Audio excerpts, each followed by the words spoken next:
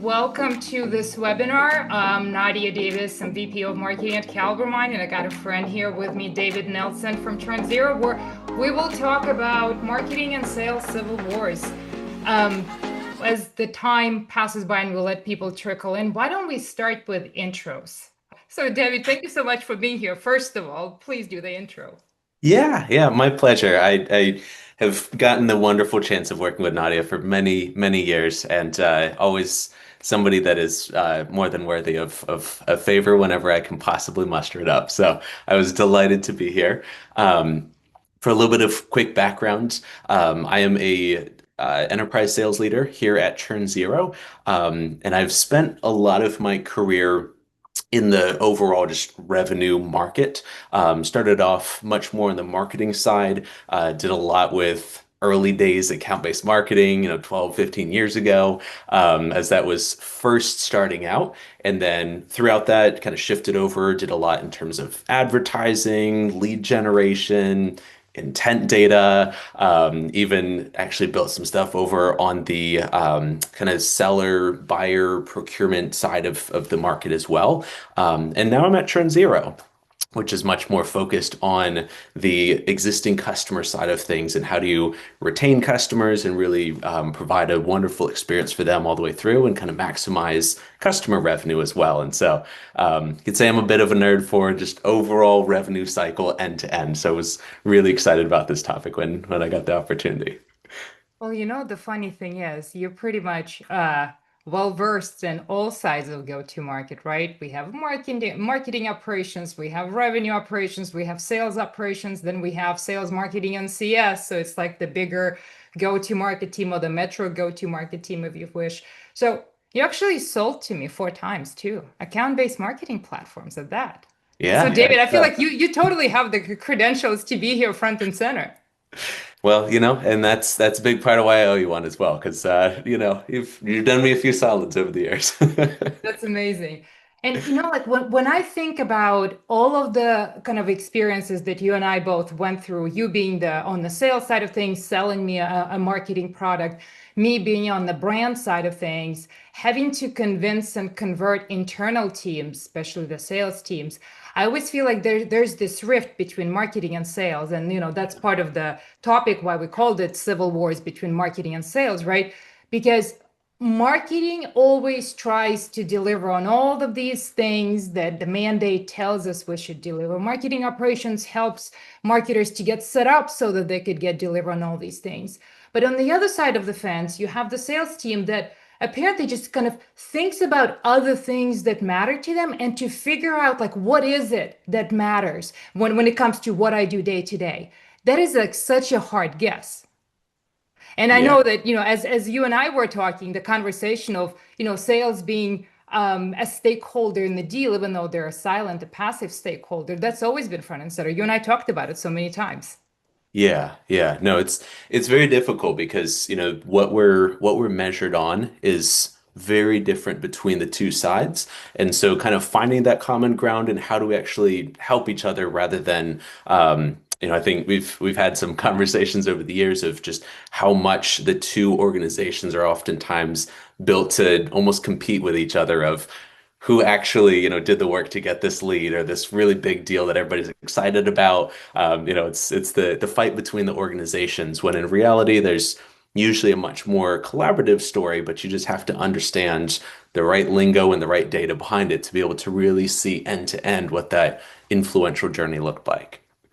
And I feel like as I came home from MOPSA, and I'm sure many of you guys on this call have been to MOPSA, like this one trend has become very, very prevalent. And I hear about that everywhere, where, every so often we hear about yet another ops rising within the world of business. Being on the IT automation side, I remember watching the rise of DevOps. I remember watching the rise of, cloud ops. And now in the world of marketing operations, I mean, the marketing operations is still a very, prominent space holder for marketing enablement, but we see revenue ops, so revenue organizations kind of emerging here, there, everywhere. And while their mandate and their, what exactly they do within the business may differ from business to business, the just to cover this topic and touch on the things where how different are they from marketing operations, right? I mean, clearly we know probably the sales operation side. What do they do across the entire marketing funnel? What is their impact? Like I'm kind of going off the list here of what we want to talk about today, kind of our battle plan, since we're all talking about civil wars, right?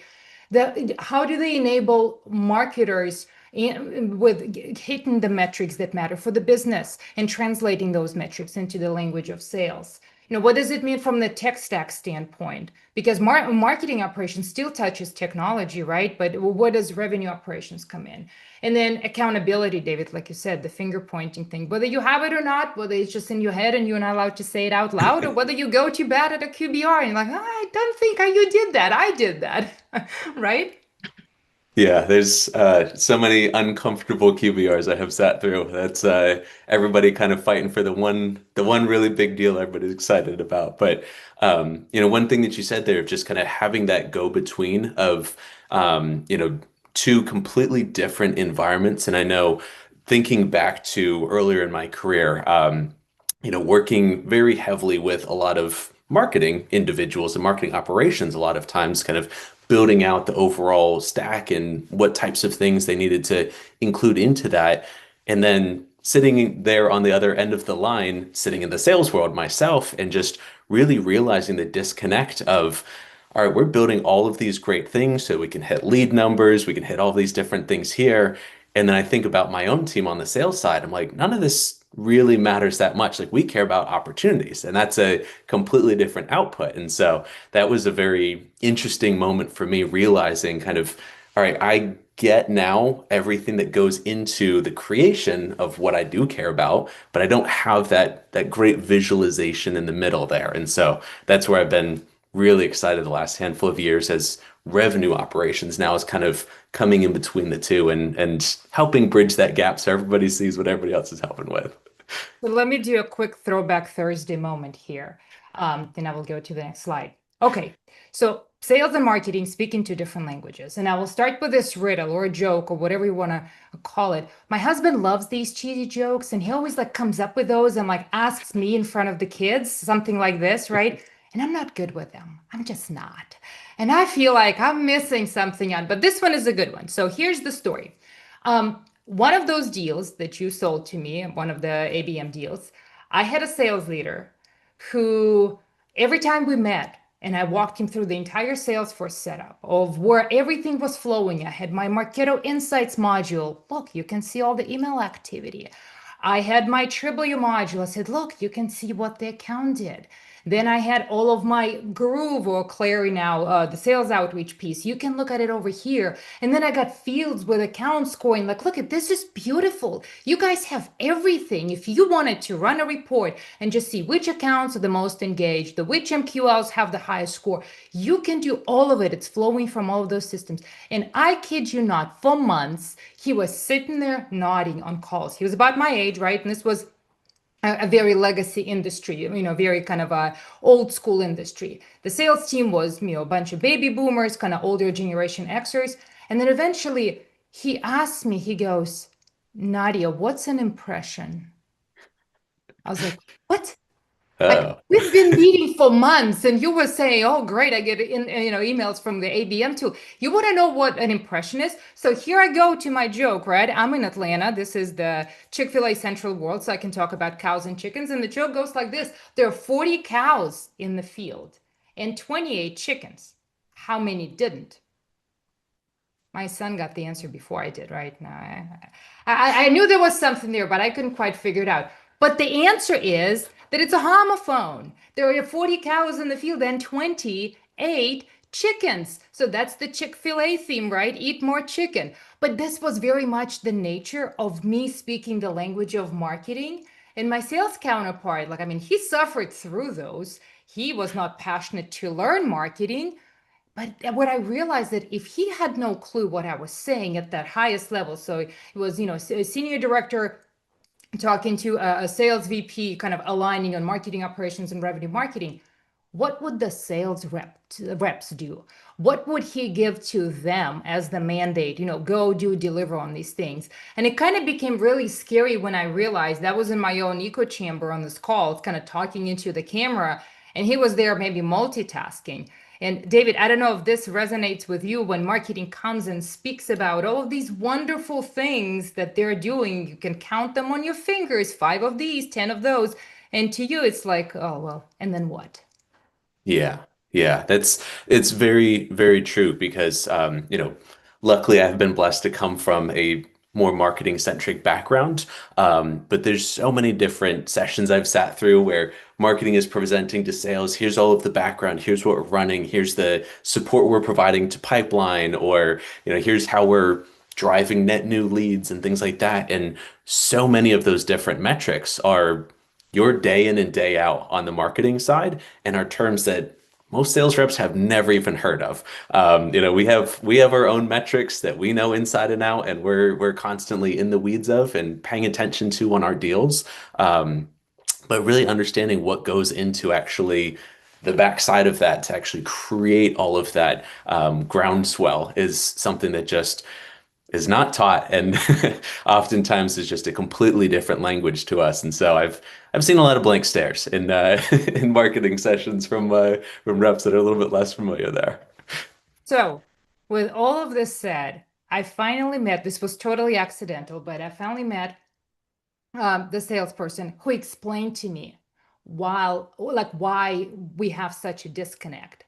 And this disconnect goes beyond the fact that marketers are always under the microscope. All of you guys on the call in marketing operations, demand generation, revenue marketing, I mean, even social media marketers, content marketers, like everybody is expected to be data driven. Everybody needs to be measured on something. That's how you get your KPIs. The mandate from your VC or your PE or your board or your, if you're a public company, from all of your stakeholders, is that you're data driven because they want to understand how their money that they invest in the company is working, right? So marketers are under the microscope to deliver on all these metrics. We're like the bean counters, right? Collecting a little bit over here, a little bit over there from all the systems, trying to bring it together. But for sales, none of that matters because for them, it's the pipeline. It's how many deals do I have that open up in Salesforce. So Jean, VP of sales here at CaliberMind, unfortunately, she's sick today, but this is totally her analogy where she said, marketing and sales, when you think about it, our core, we're like psychologists and sociologists. Yeah. So for psychologists, what does it matter? For psychologists, is that one-to-one relationship at that individual micro level. I have you, David, in front of me. So now I can question you and I can try to sway you and I can try to influence you.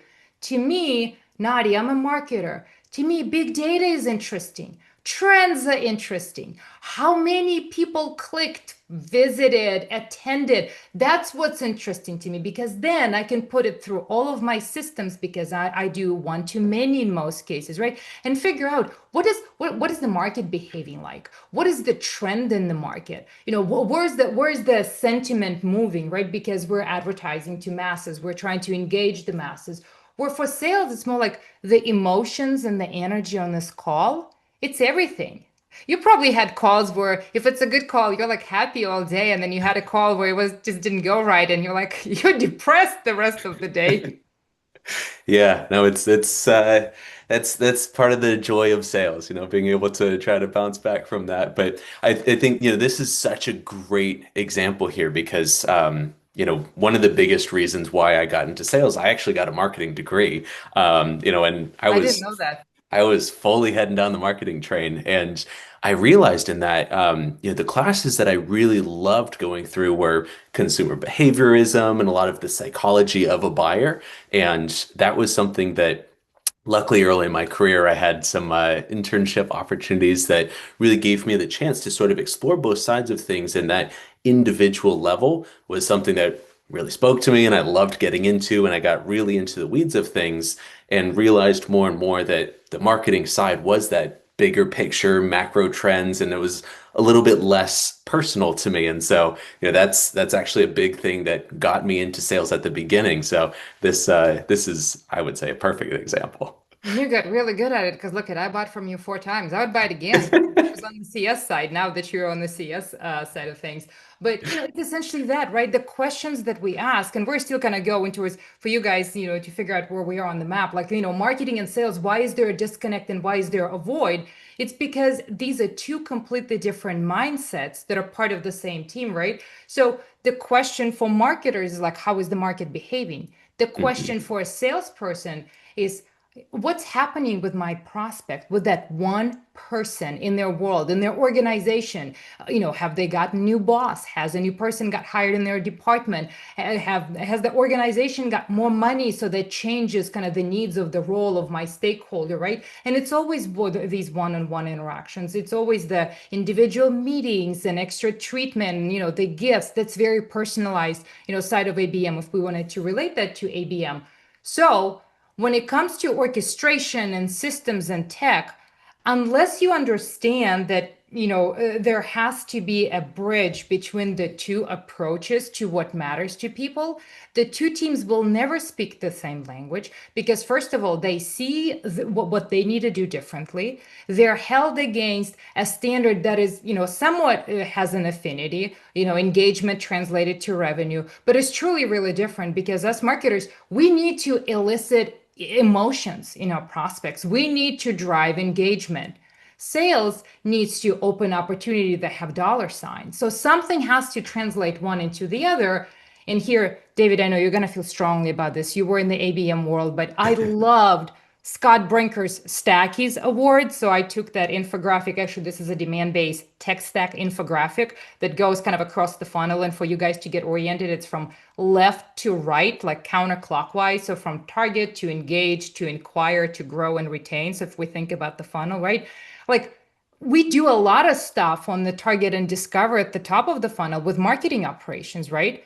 But as we transition through, yes, we do account-based marketing with marketing operations heavily involved with tech and programming and whatnot. All the ad stuff they're involved. Engage and convert, we get into the middle of the funnel. There is more of the kind of opportunity, kind of, inklings and scoring and, kind of individual accounts start emerging. This is where revenue operations start getting involved in terms of systems. And here you have Salesforce, you have, other enrichment tools, you have, sales enablement. I see a gong sign over there in the engage and convert. And as we move more towards the bottom of the funnel, because remember, sales ops is not engaged at all at this point, you have the void where the sales team is getting really, really engaged. They start, with individual prospecting emails, here they, we got some outreach IO, we got qualified stuff, using this specific tech stack. And it's almost like that void. You either have to be a very RevOps minded marketing operations team, being able to fill this gap, to support and to bring all that data in and to show it, that things are moving so that the engagement continues, or you're risking just to let it kind of fizzle out at the point where it's the most important. And as you go more towards grow and retain, David, which is your world right now, it's revenue operations being involved very, very heavily there because finance is involved at that point. Renewals are involved. Expansion of the accounts is involved. That's something that is outside of the marketing operations world. So I would love for your take, David, on this. Yeah, yeah, no, I mean, I think the first thing that strikes you as this comes up is just the amount of tools and data that's really coming in all at the same time. It's so many different things across so many different teams. And I think that's a difficult thing to really make sense of as more new tools come out. And obviously, we've talked about this so many times that every new tool is trying to flip over, their specific corner of the market and do things a new way and find a new piece of data. And, it just adds even more confusion to the stack and the metrics there. And so really having that clarity of what are the metrics that we care about and how do we actually explain those throughout each different phase of this. As you mentioned, I'm over on the customer side of things now, and so being able to really take and figure out what are those retention metrics and growth metrics for existing customers that actually matter, and how do I actually translate that back to something that makes sense for both sales as well as marketing. Obviously, we need to work together on how do we market towards existing customer base as well. And so all of those are really very complex systems with a lot of great insights in them, but being able to make some clarity of that is the hard piece of the puzzle there. So actually, if we even flip it, this is someone else's tech stack. And I love what Scott did. By the way, kudos to demand base. I mean, that was a Mhm. fantastic infographic. If I had a graphic designer like that, the sky would be the limit to what I could do. That was an amazing infographic. Now if we look at kind of like, top of funnel to the other side of the bow tie, right? The customer side, from web visits all the way to heavier marketing engagement over to sales engagement, you could see how the bubble for RevOps grows. It's because the focus becomes more around dollars. Mhm. And once that engagement, that the one that we connect and wire and converts to tangible business centric unit of measure, where CFO gets involved, or your sales team gets involved heavier, having that. I don't want to call it Switzerland because I don't think RevOps is a Switzerland, but it's more of a bridge and a connective tissue, a binder, if you wish, between the top of funnel stuff and bottom of the funnel stuff. And I see the chat going crazy. I'll get to the chat. I'm sharing from the same screen, so it's kind of hard to see what's going on, but I would love to know what the comments are, and we'll get to that. But essentially, sales ops would not get in here probably up until kind of the customer side when you start looking at expansion and contracts and sales enablement and a lot of the kind of paperwork side of things and things that are more like on the product line side of Salesforce. So, I mean, the emergence of RevOps is very natural because of the void. And again, this is the same thing. If we use the war analogy and continue with it, right? Marketing operations support the go-to-market infantry. That's that first, blitz of breaking into the market, deploying top of the funnel stuff, making sure all the tooling works. And there's a lot of tooling for top of funnel. There's a lot of things that you're trying to capture because marketing data is thin, marketing data is voluminous, marketing data is messy. So that, a lot of support is needed.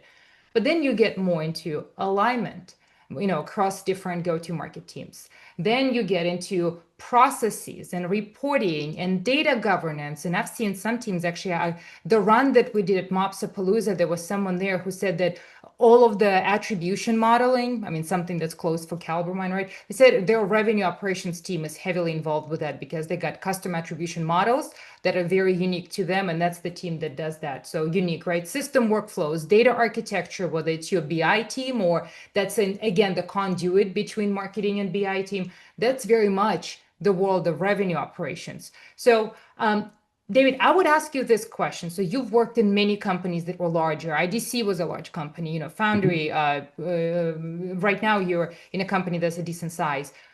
What do you guys see in terms of like that operational support for different teams, kind of the way I laid it out in these columns? Yeah, yeah, no, this is definitely a really good representation. And I think something that some some organizations have done better than others. And I think there's two different factors to it. One is the size of the organization. I think larger organizations generally you have more hands on deck, kind of helping out with the operational side of things. It's also a shift that's happened over the years as well. I think in the earlier days, there was very siloed marketing operations and sales operations. Generally, marketing operations was in pretty much every company from small to large that I've worked in. Sales operations usually is either a contractor in some of the smaller teams I've worked in or a full team in some of the larger organizations there. But it hasn't been until more recently that there's that revenue operations team kind of in the middle that's helping bridge both gaps. And I've realized the importance of that because, thinking back a few years back, especially going into Foundry and IDC, being able to see a humongous organization, very, very large group, and marking out operations is over here. On the last slide, it struck me that you have WordPress as one of the first tools on the left and Stripe all the way over on the right. And those are just two completely different worlds. As a sales rep trying to think through WordPress or, Google Tag Manager and, all of the different tools tracking things like don't even know. Most don't know what those things are. Like they're just not Yeah. even in the It's and on the marketing side, there's so many tools that sales is, very deep in the weeds of contract negotiation, whatever else on that side of things is just completely out of your world. And so, that's something that I saw so many times that the marketing operations teams and the sales operations teams were having such a hard time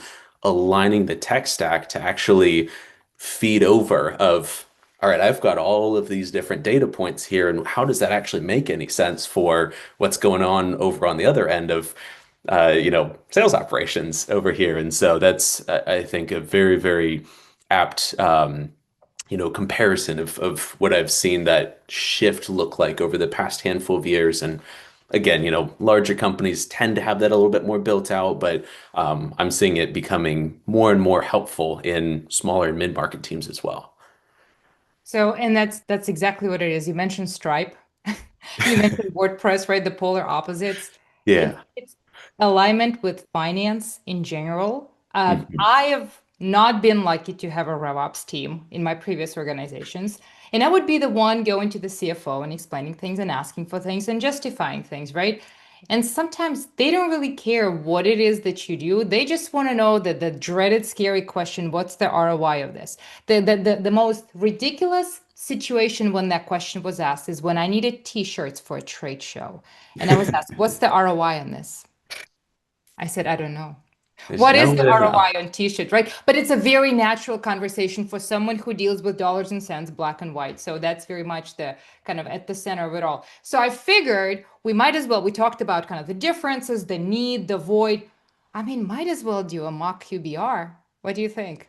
Yeah, let's get in the, it. the scary place where the two teams comes together and it's this number that happens. Well, on Zoom it doesn't, but some of us are very much in person, so sometimes you're like, you give them the look, you give them the stink eye, right? And you hope that the energy translates. But this is the worst way to start a QBR, and yours truly, this is my slide from a few QBRs ago, many moons. That's what I presented. 9,000 of this. Good, Nadia. 487 things of that, right? Downloads, the leads. And why did the leads matter here, Nadia? You talk about ABM all the time. Well, for that team, leads mattered because there was a little kind of a small business motion there, or small business like, where it was owner operator. So leads mattered in a specific segment, right? Registrants to a webinar, new campaigns launched. David, would you care about this if I presented that to you? I would say no. That's You're a friend and you're being polite. Yeah, no, this is in an interesting thing with this is even stuff like leads that seems like a easy crossover between sales and marketing. And if I was a marketer putting a slide together, I'd think, yeah, 265 leads, sales is going to be jazzed through the roof about that. But a lot of times on the sales side, I look at that and I say, okay, but I only got four opportunities, that got sent over to me. So what happened to all of those leads? How is this falling apart? Why is marketing so terrible at their job that I only got four opportunities out of this? There's a lot of times that you don't understand all of the math and why all of this actually matters, that these numbers, which can be fantastic numbers from a marketing standpoint, just mean so little to a sales rep that doesn't even know what a download equates to. And why is there a discrepancy between number of things that were downloaded and the number of leads that we have? That probably doesn't even make sense to me as a sales rep. Yeah, eat more chicken, right? And here's Nadia Yeah. and her team working till 6 o'clock every Friday night because so many things have to align behind the scenes. And you gotta book in advance, and you're gonna prep things in advance, and you're gonna get a form going, and you gotta schedule your email and da da da da da da, da, right? So to us, to my team, all of these things mattered because they spoke to the number of hours and the kind of the initiatives that we put into doing something. And look at this, I'm like, oh my gosh, this was 3 months. Look how many things we did, right? So you want to put your best foot forward, but it falls on the deaf ears because to the sales team, this is no different than, I don't know, some Chinese menu of items at a restaurant where you just look at the general what's available and you're like, I don't really know what I want and I don't know what's behind it. I would like to see the ingredients, right? So now, I think this would be way more interesting to you, David, where I'm showing actually this is a screenshot from CaliberMind because I'm using the tools that I have available to me. That's You might as a well. buy, but might as well. That's a buyer's journey. So if you were selling into Acme Corporation, I said, marketing nurtured these accounts, and let me show you the account that is the most exemplar of what we did. So here I got all of the stakeholders within this account and what they did, and all I asked for my sales team, just click into that and see what they did when you start multi-threading, because isn't that getting you closer to an opportunity opened? Is that something that would pique your curiosity?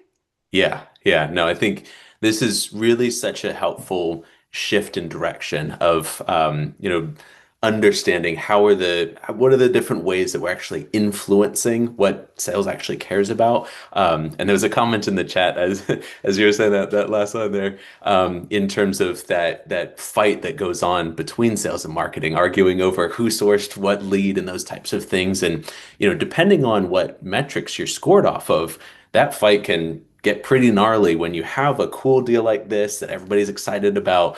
Acme Corporation and sales wants to really claim that credit of, hey, I'm working my 80 hours a week trying to drag this deal across the line to make sure that it happens, and marketing's over here also working 80 hours a week thinking about, hopefully nobody's working 80 hours a week, but but really working on how do we actually support this? How do we source initial leads and expand throughout that market there? And so being able to really demonstrate that both teams can feel represented and understand what's this collaborative impact that we're making is so incredibly helpful there.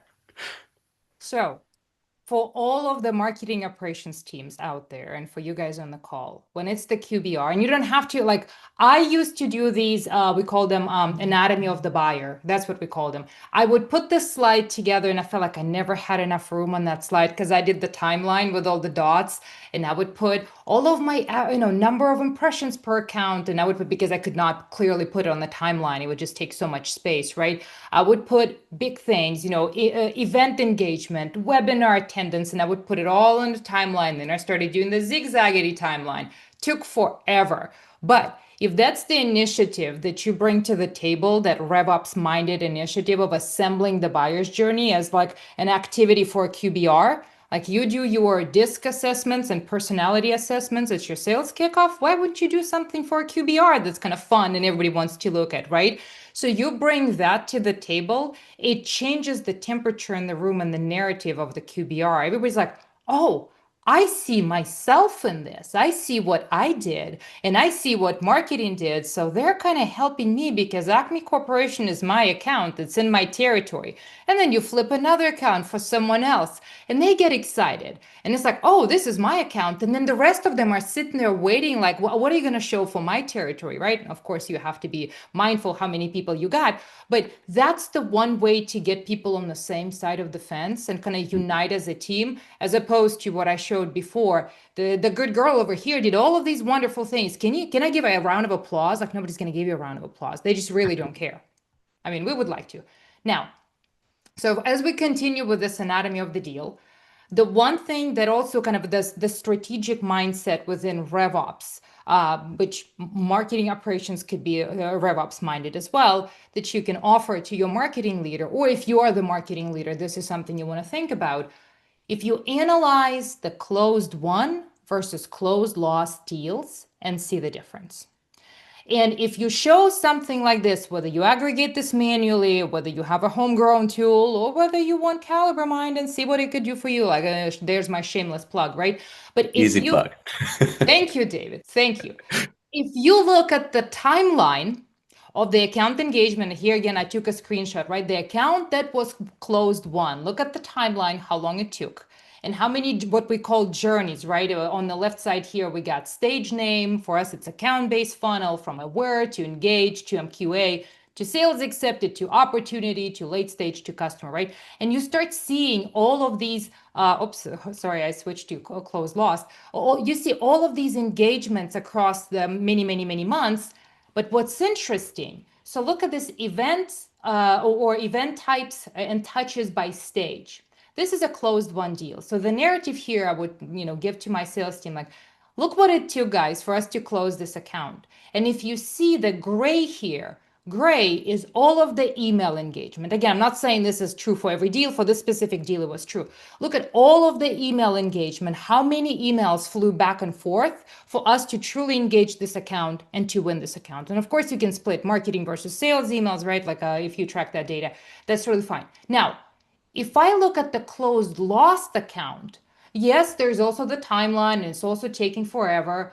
But then I look at the touches by campaign type and I don't see any email here in this particular use case, right? So you could say, if we as a team could do more of this, this is more indicative of the deals that we will win. If we do less of that, then there's a higher chance to lose it. And David, I know when we talked backstage, you mentioned the example of, what you guys do with involving senior leadership at certain stages of the deal. So I think it kind of applies to Mhm. the same thing if you want to walk us through that part.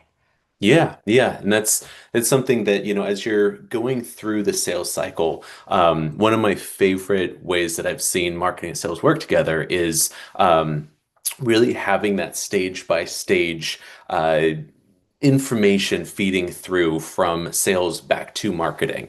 Being able to make sure that as I progress from a middle stage deal where you're really working closely with your key champions and really trying to demonstrate that value, and then you make that shift over to, all right, they really want to move forward with this thing. This is actually helpful. We've got a nice business case formed here. Now we actually have to get people involved that are going to sign off on papers and move this through procurement or whatever else there, and getting on the radar of those individuals where they're looking now from this one specific department and the key problems there to what are the purchases of this entire business. I want to make sure that they very quickly know who we are, why we're relevant, what are we providing to the organization, and we're doing that in a quick way that we're sticking out from the thousands of different requests they're getting throughout their entire company. And so that's where having marketing support that automatically is triggering off and targeting content straight to the C-suite as you're approaching those late stage things there.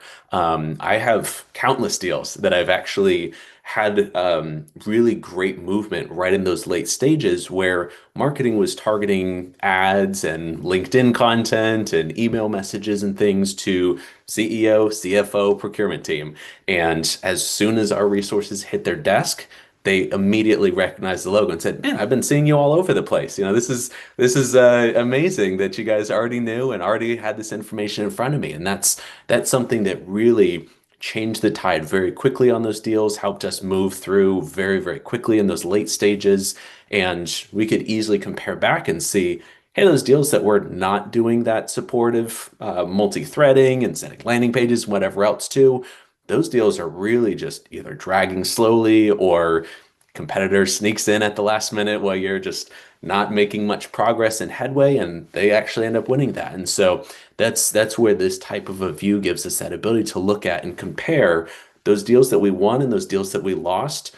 Where are the areas that we could be doing a lot more of, and what's the impact that actually has back on the overall sales process?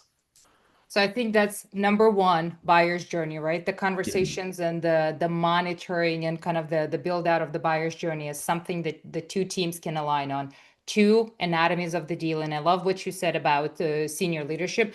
Like you could have a campaign in this view where you would see senior leadership targeting, or however you want to call it. It would be present on one and absent or lesser on the other one. Now, the last third piece, if you think about, even during the QBR or even outside of the QBR, the two teams talk, marketing leadership and sales leadership. Marketing operations, of course, enables marketing, or revenue operations could be the team enabling both. The only way, and I've tried that even with Gene, who was supposed to be on this webinar, like we've tried so many things. We looked at MQLs and then like, well, here's this one. Oh, okay. Here's that one. Oh, okay. And then like the meeting kind of loses steam real quick because what's there to talk about? You can look at those things. Are you reporting out to each other like every week or every 2 weeks? No, you're not. Like, what is the best way to align and do that review of what's happening, right? So what we landed on, and again, this was something that, I mean, actually, I pulled this together myself with the custom widgets. I mean, I'm not even an ops person, but, it took us a minute to align on this. what matters to us? What matters to us is the health of the funnel. So right here, we got the funnel thing, right? What Gene wanted to know is how many MQAs were sitting there without having been advanced to the sales team or not accepted or not being worked, right? Because then she could take action and go to the sales team and say, hey, these are the accounts that are there. But what she also wanted to know, like if we wanted to drill down into that, what are those accounts? Some of them may have qualified falsely because whatever automation didn't work, right? So that kind of creates a meaningful narrative between the two teams where you're working towards the same goal. Like we're trying to progress things in this funnel further down. What can we look at together in a meaningful way? What also mattered is how long things sit in the funnel. So as you look at these things right here, like engage lead velocity, MQA or MQL velocity, right? The reason there are two is because we could flip this. Within CaliberMind, you have multiple funnels, whether lead or account view. So that's why we kind of combine the two together. This one is the account view that we're looking at. So how long does it take for the sales team to start engaging the account once it becomes an MQA, for example, to the next stage? So, I mean, here we had kind of, a little spike. Nobody was doing anything. What the heck are you doing, guys? Right? So that gives action to the sales leader without marketing pointing fingers. You're looking at the same thing. And we want these things to go down. That means people action things that come their way sooner.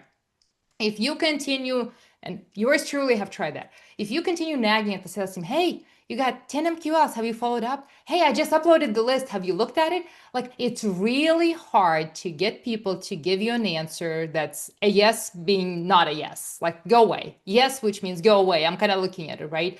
But something that brings the two teams together, and that's very much the world of revenue operations, where you look at things that are not squarely belong in the marketing world and they're kind of not really in the sales world. They're yet in between. They're not an opportunity yet.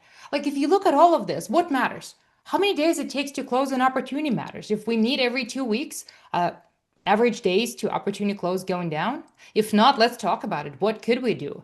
Then what you do on the marketing side, all of your 9,000 webinar visits and 200 webinar down or website visits and 200 webinar attendees, right? They matter because you're trying to shorten days to close.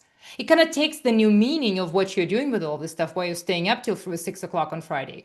Opportunity win rate. If you got more email engagement, look at the opportunity win rate went from 50 to 70. Or if there's nothing, it went from 50 to 20, where we're targeting the wrong accounts. So I think it's just a different way, like you're using the metrics that you have. All of you, chances are, have this data.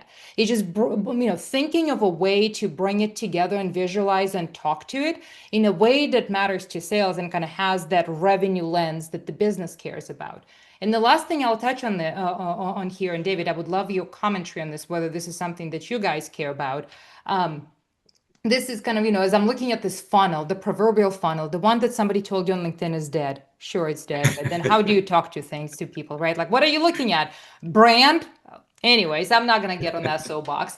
Here's our funnel. And the light blue here for the context, what we call our journeys lost, meaning the account was engaging, people were doing things, and then it disappeared. And naturally here, the further back you go, the more blue you will get because people were engaging with you. Maybe your sales cycle is 6 months. So after 6 months, you will see the drop off. So you will have more journeys lost. What you want to make sure is that you have a lot of new journeys started. This is the top of funnel. This is what marketing brings to the table. This is what marketing operations enables and kind of, sets up. So you want that to continue growing. If it's not growing, then the conversation becomes, okay, you guys want lead gen. That's great. But look at how many new journeys we're starting. Maybe we're spending too much on leads with all of the content syndication or whatever else, and we're not bringing enough people into like the true top of funnel. That could be a different conversation. So it's flipping the script on what matters. And David, please, comment on this and see how it relates to your business. Yeah, yeah. No, this is really I think such an important just fundamental shift of really aligning both teams over what is the end-to-end goal there, and then being able to bring both teams' metrics from that lens, so that you're now looking at it from this view of how are all of the different tasks that I'm doing actually influencing this shift of speeding things up, or providing more end line results here. And I think that's such an important just lens shift there that all of a sudden now my metrics on the sales side matter something to the marketing team. We actually had a meeting the other day where we were talking about this MQA velocity. I love that this was on here because it's something that my team talks about. Your Really phone must looking be at listening, and I'm buying the right data from the right providers. it's intent is a beautiful thing, but Beautiful thing. but that's something where being able to look at how quickly are you following up on a lead and account when you get it. When you have data that's centered around that, now all of a sudden, what I'm doing in my day-to-day as a sales rep and how quickly I respond to a task that shows up in Salesforce or whatever else, whatever structure everybody has, that's something that now I can very quickly go into a meeting and both teams care about what the other team is doing, and it can actually show an impact on how that's actually moving the needle and how that's improving the metrics that we care about. And so it's a seems like a small fundamental shift there, but really has such a big impact on how the two teams collaborate and kind of have that common goal there. And you know what just occurred to me? I know we kind of touched on, and I would love for you to share that with the audience.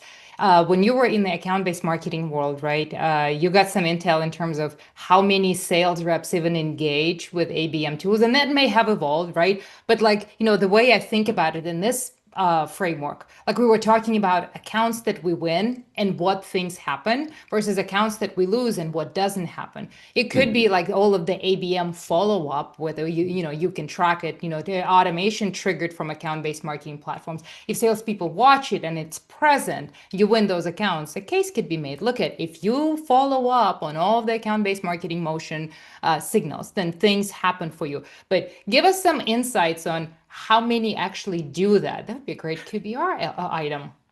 It's I had one time a fun little side quest in my ABM journey that I reached out to a bunch of people from various ABM platforms. I'm not going to say any names, but we had basically just talking to teams that were managing a lot of these different platforms and getting a sense of, hey, you're a big case study on the website of XYZ company. How does your team actually utilize this? And the operations teams are always the most fun to talk to because they've got all the data on the backside. They know all of the fun things that are going on and not just the flashy campaigns that hit the case study. And there was a few different conversations I had with very large organizations, they big case study, type organizations here running these very successful ABM programs. And as I dug into it, there was this one specific conversation I remember incredibly vividly where the marketing operations team was saying, hey, we went into the data and we realized we're running all of these flashy campaigns. We're generating all of this great groundswell. We're pushing all of this through our widget into the CRM. And we looked into the data in there, and less than 2% of our reps ever engage with the data or the widget. They don't interact at all with this. They still just go back and look at whatever opportunity shows up in their queue. They don't dig back into the data. They don't open the widget. They don't click through to the iframe. None of it. It's less than 2% of the sales reps. And so that was something that really, really quickly hit me on. You can be doing all of the right things in the marketing world, and you can be getting so many great results and so many beautiful metrics and all that fun stuff there. But if it's not in the exact location and messaging, and you don't have that good story tied through to sales of why they should care about this, and things like this where you can actually point to and say, hey, if you do this, here's the increase in impact that it makes on your deals. That's something that now all of a sudden on the sales side, I should care enough that I'm going to make that one extra click in Salesforce to look at what's actually going on and what's coming over from marketing. It's such a small little thing, but that just spoke to me that, there's such a low level of communication, overlap that team even cares about all of this, mountain of stuff. And that company was probably spending, solid six figures minimally on building these programs and investing all of this, and sales really just wasn't even engaging with it. So definitely an unfortunate but very, very eye-opening example there that we got to come across. So, on that note, why don't we get to the very last portion? I shared that in the Mopsapalooza workshop with people. Like, how do you lead that conversation to your point of how individual contributor efforts ladder up to that big goal that every business has? So, everybody here is about to go to their sales kickoff in probably the next 2 or 3 months. February, March is when everybody goes to the kickoff. The screen flashes and the big number that the company has to hit for the year is there. We all here to hit $300 million. Woohoo! And everybody's clapping. The excitement is in the air. And then as people leave that meeting, it's like, I have no clue what that means for me. Like, yeah, they got 300 million, sales got 300 million. Well, we kind of got to support it, but what are we going to do this year? And then you start looking at how much you're going to spend here, there, everywhere, which vendor gets what. And there's a disconnect. But if you were to present, even wrap your mind around this very, very revenue driven, revenue operations centric framework, like let's pretend I did the quick math here for easiness of it, right? Say your business needs to get to $30 million, and that's the big number that you're going to see in your sales kickoff, right? But what you measure for your team is down here, the MQLs per month, the SQLs, whatever, MQAs, your target account list. How do you bridge the two? And that's kind of the void that we've been talking about that is filled by revenue operations or revenue-minded marketing operations. So the quick math here, and this is the way to elevate yourself in your organization and to tell your marketing leader, either become like the number one helper, the person behind the curtain, or actually get the limelight upon yourself. Like, you need to get to that. What's your average deal size? Well, here let's say it's 100,000, right? Okay, so from 30 million to 100,000 for the deal size, how many deals do you need to get? Simple math, simple waterfall. Well, I need 300 deals that are won, and I know that I win just 1 out of 4. That's my current win rate. So how many deals do you need total for the year? 1,200 deals. And I'm kind of zigzagging here. I'm going from 300, 1 out of 4 win rate. I get to 1,200 deals needed. You got 12 months. What does that mean? It means you need 100 deals per month. For some of us, like you marketers, the marketing contribution to revenue is written into our contracts. A scary place to be. I would not wish it upon you. I've experienced that. So say your marketing contribution, marketing influence, or some would say, that's what attribution is there for, is 80%. That means you need to bring 80 net new deals per month for you to hit the bar, right? And then the 1 out of 4 will get you to 25 that you need to win. Okay, well, 80 deals per month, what does it mean? You got two motions. You got the people motion, your webinars, your events, your content syndication, emails, whatever, the campaign members in Salesforce or in Marketo.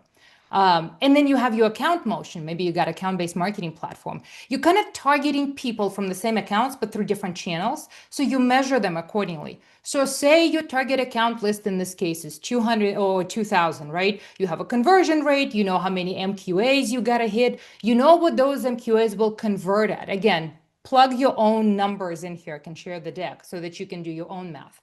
So you can figure out how many SQAs you will get per month, how many SQLs from the people side, the people that convert from webinars and demo form fills and events, whatever other dinners, whatever other motions you're doing, right? You ladder this up, and out of a sudden, you can actually tell the story of why you're doing all these things on Friday night at 6 o'clock. Like, why are we running this webinar? What are we going to do with this list? What are we going to do with our, expensive account-based marketing platform?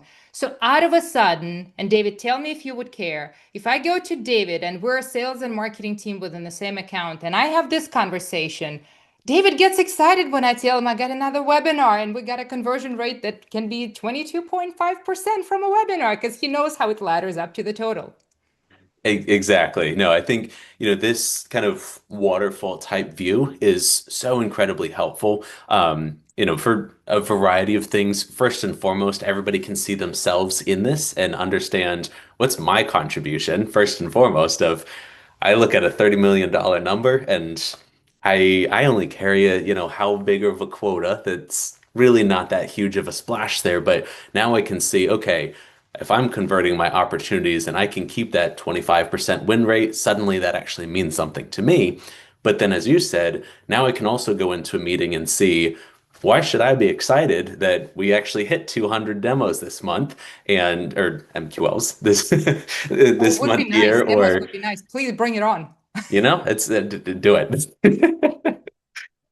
But then I can also look at things like, okay, here's our conversion rate from this event, and now that means something to me. And we can have a conversation about it. I can get excited about the wins that you have versus it just being this complete foreign language that you're talking about. And okay, that's great. You had your webinar and you had your whole thing. No idea what that means to me or the business at all. And then everybody starts wondering who's actually contributing anything useful here. That is so fair. And I think like ultimately that the notion of this, we started with civil wars and this rift and the disconnect. And again, the disconnect is between the two different worlds that are just doing different things, delivering on different results, trying to get to the same ultimate goal. The gap is there to bring the two together, whether it's the narrative, the frameworks, understanding and kind of training the behavior and giving people the views of the data that kind of matter for their roles. But there's also the alignment and helping people understand how what they do ladders up to the common goal. How is what they do aligning with what the other team that's boosting what they do comes together. So all of this in my mind is very much the role that revenue operations kind of emerged to fill. It's not in every organization, definitely a career path if you decide to, advance within operations. And, if marketing operations ends at the director title, revenue operations can go to a VP because it's a more visible, more senior role, more finance centric and oriented role. So with this, I think we got a few questions and I think we got 4 minutes and I'll stop sharing my screen and I will so that I can look at the chat thing. Oh my gosh, there's a lot of them in there. Let's see. Um, we haven't even gotten to the part where marketing and sales argue about who sourced what. Yeah, the sourced ones, that's an interesting piece. Like I hate that field in Salesforce, sourced. BDRs love it. They put everything as sales source. You Oh put yeah. that field in the hands of a BDR and they're going to be celebrating. I found it all myself. And that's, I loved that comment from Mary there because, this is where it goes from just, okay, we're speaking two different languages. We don't really understand the impact of each other. That's kind of obviously not a great world, but not incredibly negative. But then where that actually starts to blow up and turn into a civil war, as the slide deck here says, is where you start to now fight about things of, okay, I sourced this. I know that I put that time in and I called, I made 400 different phone calls to all these different people and I finally got through to somebody and booked a meeting. And it turns out that the only reason they picked up my phone call is because they attended our webinar, 2 weeks ago, and marketing knows that metric. And so that's where it goes from just the the different languages to an actual problem where everybody's fighting each other internally there. For sure. Michelle Chopin, you crack me up. Definitely would not have gotten that if you hadn't explained it. That's the funny thing. You go from one marketing team to the next, and everybody got their own version of the stone soup. Everybody cooks it with different ingredients. They all kind of try to get to the same number, but then they start splitting hair. MQL versus what is it? There's another version of the MQL that somebody had something super MQL or like super qualified MQL. When I heard that, I'm like, what is that?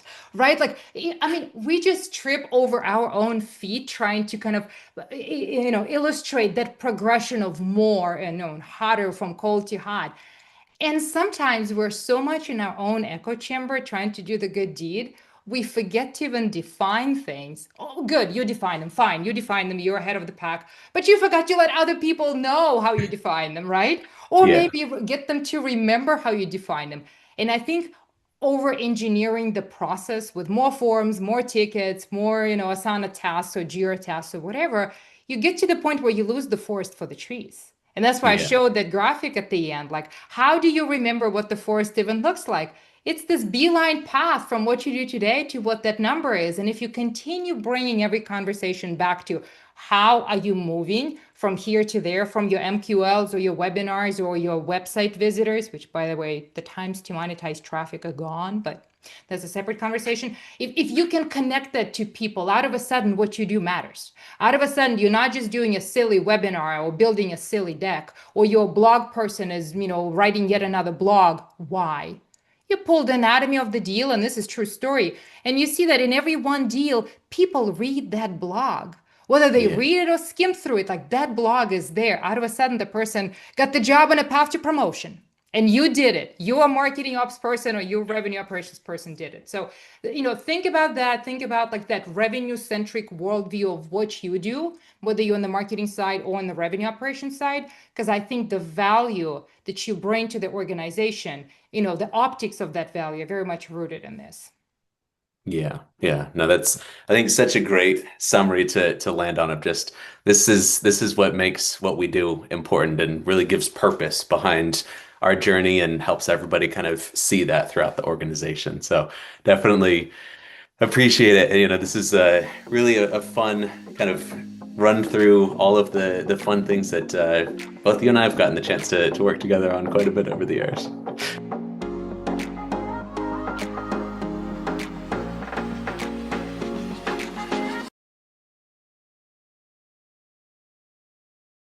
Real quick before we go, I wanted to share a quick teaser of what's in store for next week on Hitchhiker's Guide to Marketing Analytics. We'll be speaking to, drumroll please, Eric McColl. He's a demand gen consultant for B2B startups. He's worked previously leading demand gen at big companies like Atlassian, and he has tons of experience communicating the value of marketing to his C-suite, both for big and small companies. And he's going to walk us through how attribution can be that language of communicating value with your C-suite. It's going to be a great, great episode next week, Wednesday at 1 p.m. Hope to see you all there.